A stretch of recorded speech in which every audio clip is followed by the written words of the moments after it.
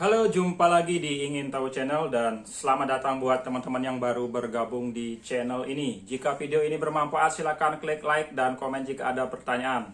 Subscribe untuk berlangganan. Oke, kali ini kita ada di segmen TV repair ya. Jadi kita akan memperbaiki TV LED merek LG 32 inci. Jadi kerusakannya adalah mati total.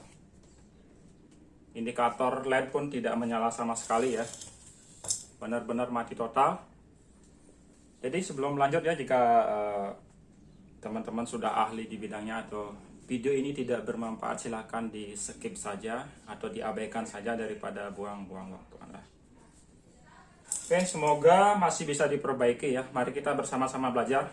Ikuti langkah-langkahnya step by step, jangan di skip. Biasakan menonton video secara detail agar sekali play teman-teman langsung paham ya. Jangan sampai mengulang-ulang video 2-3 kali karena akan buang-buang waktu saja atau menghabiskan. Oke, kita bongkar dulu ya. Oke, kita lanjut. Jadi TV-nya sudah dibongkar. Jadi seperti ini dalamnya. Ini TV seri LG 32LS ya. 32LS 3110. Tapi kerusakan ini berlaku juga untuk tipe-tipe lain ya, karena ini kerusakan yang sangat umum. Jadi TV mati total, indikator pun tidak menyala sama sekali. Jadi ini area mainboard ya, ini mainboard, power supply. Kalau TV mati total, jadi langkahnya pertama dari mana gitu ya? Nah, tentunya kita mengeceknya dari power supply. Jadi power supply itu dibagi dari dua bagian, yaitu primer dan sekunder. Primer yaitu di mana inlet AC kabel ini masuk ya, input tegangan 220 volt dari PLN, kemudian masuk ke area primer yaitu lewat fuse, dioda penyiarah, kemudian tegangan sekitar 350 atau 400 volt ya di ini, baru regulator, baru menghasilkan tegangan output yang di step down ada 12 volt, 5 dan sebagainya. Itu secara umum. Oke, yang pertama adalah kita cek tegangan masuk ya. Ini kondisinya sudah kita colokkan. Teman-teman perhatikan di display multimeter ya.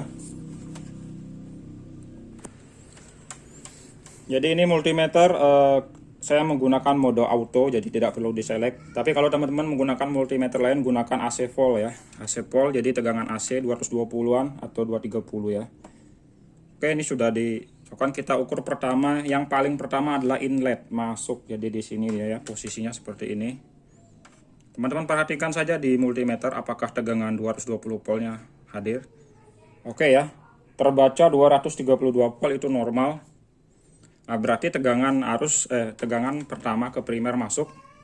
Kemudian sebelum kita membuka ini, kita langsung ukur setelah dioda bridge apakah ada tegangan DC. Dia biasanya 350 volt ya, atau tidak ada ya. Berarti kita akan lepas dulu ini, kemudian kita ukur fuse. Ini kita copot dulu. Perhatikan ya, teman-teman bekerja harus hati-hati, jangan sampai nanti kesetrum ya. Perhatikan, kita ukur fuse. Ini ya, posisi fuse. Sebentar kita lebih dekatkan lagi. Jadi posisi fuse-nya di sebelah sini karena habis dari tegangan 220 masuk ke fuse. Dan ternyata fuse-nya putus ya. Nih, putus. Jadi tapi jangan senang dulu, karena fuse putus pasti ada penyebabnya. Apakah bebannya short atau karena memang dia overload ya, karena biasanya ada colokan yang longgar, ada percikan api, jadi dia ada spark. Lebih pastinya kita akan angkat dulu power supply-nya biar detail ya.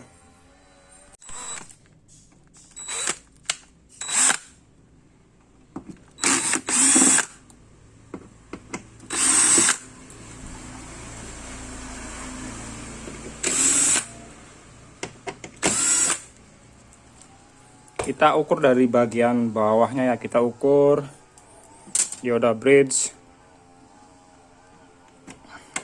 Jadi jangan fuse putus teman-teman langsung ganti ya, itu bahaya. Kita pastikan dulu bebannya aman, pastikan tidak ada yang short. Oke ya, jadi seperti ini. Jadi fuse putus, setelah fuse kemana dia akan ke sini ya. Apakah ada double-nya short? Nah, di sini kalau kita lihat di sini ada bekas percikan api. Ini ya. Semoga saja cuman fuse-nya aja ya, tapi kita pastikan dulu. Kita gunakan multimeter satu lagi ya, yang bukan auto, khusus buzzer ya.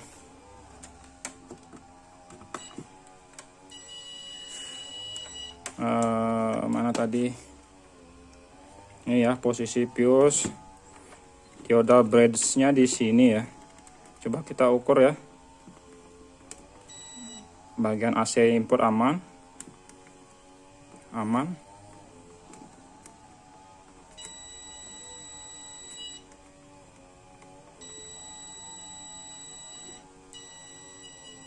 Tapi bagian outputnya short ya. Berarti dia ke sini. Regulator ya, ada MOSFET di situ.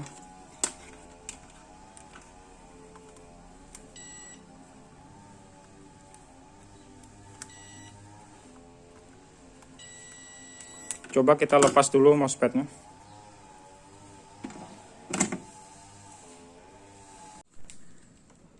Oke, jadi ini sudah dilepas ya. Posisinya di sini MOSFET ini tadi yang terukur short, tapi lebih pastinya kita harus lepas dari PCB ya. Bisa jadi ini atau dioda bridge. Ini ya, aman. Nah ini short. Ini ya. Jadi kaki ini, ya, kaki 2 dan 3. Kalau transistor kita bilang kolektor emiternya short ya. Jadi ini short, kita pastikan lagi dioda bridge-nya. Ini dioda bridge. Ini aman, aman, aman. Aman ya, tadi yang pinggir ini yang short plus min ya. Aman berarti ini. Jadi apa tadi, fuse ini ya. Fuse sudah pasti diganti. Makanya saya bilang jangan langsung ganti fuse. Fuse putus itu pasti ada penyebab ya. Karena fuse itu safety, pengaman. Jadi untuk mencegah kerusakan yang lebih fatal dia makanya menggunakan fuse ya. Ini sudah pasti. Dan satu lagi ya, jadi kalau MOSFET di regulator primer itu rusak, biasanya biar tidak 2 kali kerja ini langsung ganti ya. IC driver ini kita ganti saja. IC driver itu teman-teman lihat saja di layar ya, nanti disertakan. Sebentar, ini terlalu kecil tulisannya. Tipenya adalah ini ya, yang SC1S311 ya, jadi 311 itu. Ini stok kita banyak, ini ada, jadi ini langsung ganti. Jadi fuse sudah pasti ya putus. Fuse putus karena transistor ya, MOSFET-nya short. Fuse ganti sama transistor. Kemudian IC driver juga kita ganti biar aman ya. Ini fuse kita kumpulkan dulu yang rusak ya. Kemudian IC ini kita ganti saja. 311 ya, S3111. Ini IC ini gampang nyarinya ya, banyak yang jual. Di online pun ada ya, di Tokopedia, Bukalapak, Shopee banyak yang jual. IC ini harganya lumayan terjangkau ya.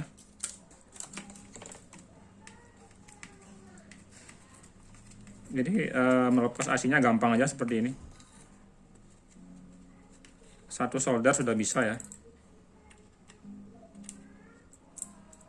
Jadi ini IC harus, nah ini diganti saja.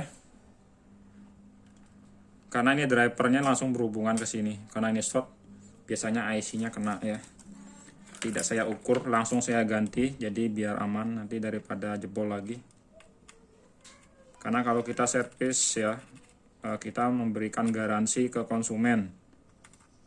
Jadi pastikan nanti setelah sampai di tempat user, konsumen, TV ini bisa bertahan cukup lama ya. Jadi jangan sampai cuman beberapa hari tes rusak lagi. Oke, sekarang penggantinya ini ya. Oh ya, untuk MOSFET-nya serinya ini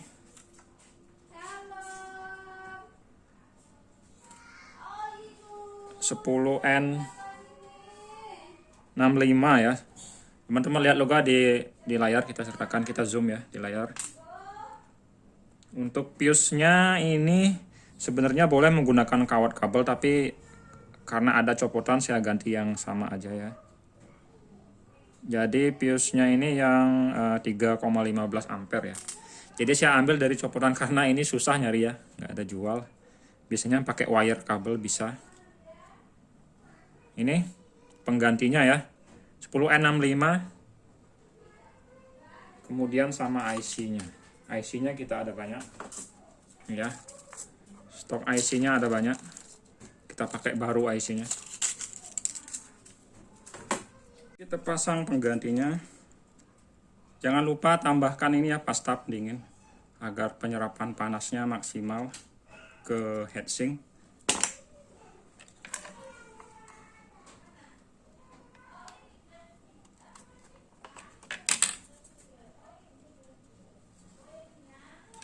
Bautnya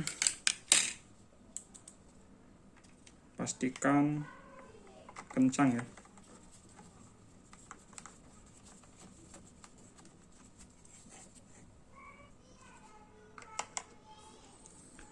Pastikan kencang, tapi jangan terlalu kencang juga, nanti ini bisa pecah karena materialnya juga rawan crack ya. Jadi dikira-kira aja kekuatan tangan. Oke ya. Kemudian fuse, tuh ini nyampur pula ini ya. Kita ukur saja yang mana yang oke. Karena saya ngambil copotan ini fuse-nya. Oh ini yang oke ya. Ini yang putus tadi nampaknya. Ya ini yang putus. Disingkirkan dulu ya. Ini yang oke.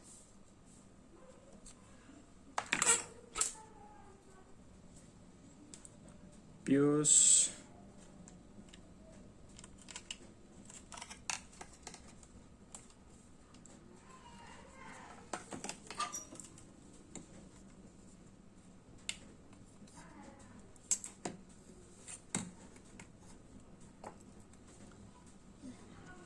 Nyangkut.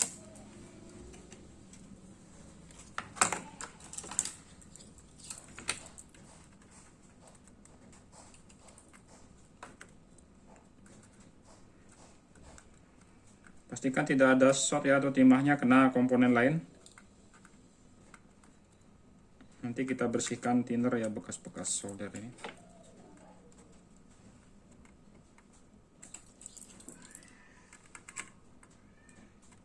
Oke, sekarang kita pasang IC-nya.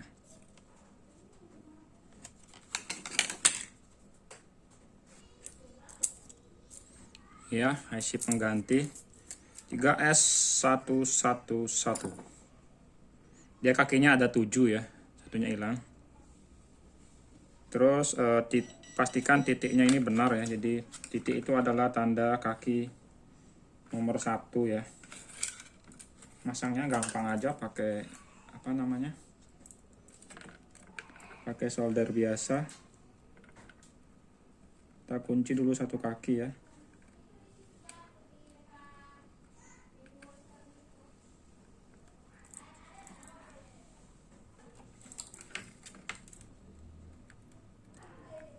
Ini dibanjiri aja dulu timahnya semua ya.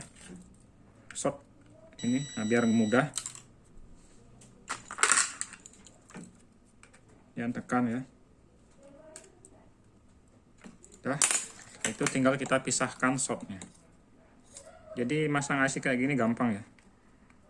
Nah, tinggal seperti itu. Maka shortnya akan lepas ya. Nah, ditarik saja.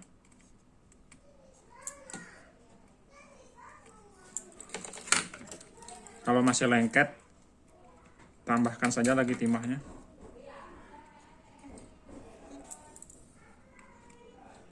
Oke ya. Jadi gampang masang IC-nya. Sekarang kita bersihkan thinner.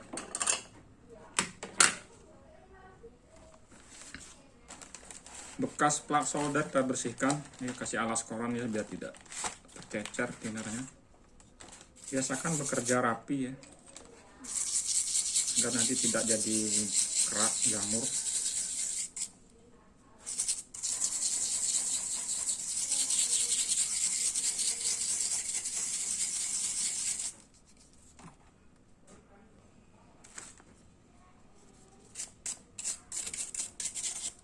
Oke ya, jadi sama seperti solderan pabrik ya.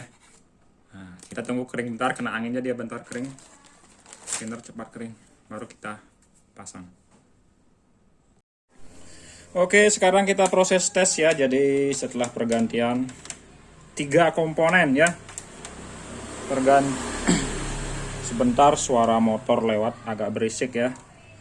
Setelah pergantian fuse, MOSFET dan IC driver, ini sudah kita colok, memastikan aja arus masuk. Ini multimeternya auto ya, jadi tegangan yang masuk 230 volt AC. Sekarang kita ukur output power supply, semoga langsung oke ya. Posisi probe sembarang aja ya di body, kita taruh di board ini, screw. Tegangan 3,5 ya, coba. Normal ya, 3,5 volt ada DC. Sekarang tegangan 12 voltnya. Dan tegangan 12 volt juga ada, berarti ini TV sudah bisa cat ya. Sekarang coba kita lihat lagi. Oke ya, kita geser dulu kameranya.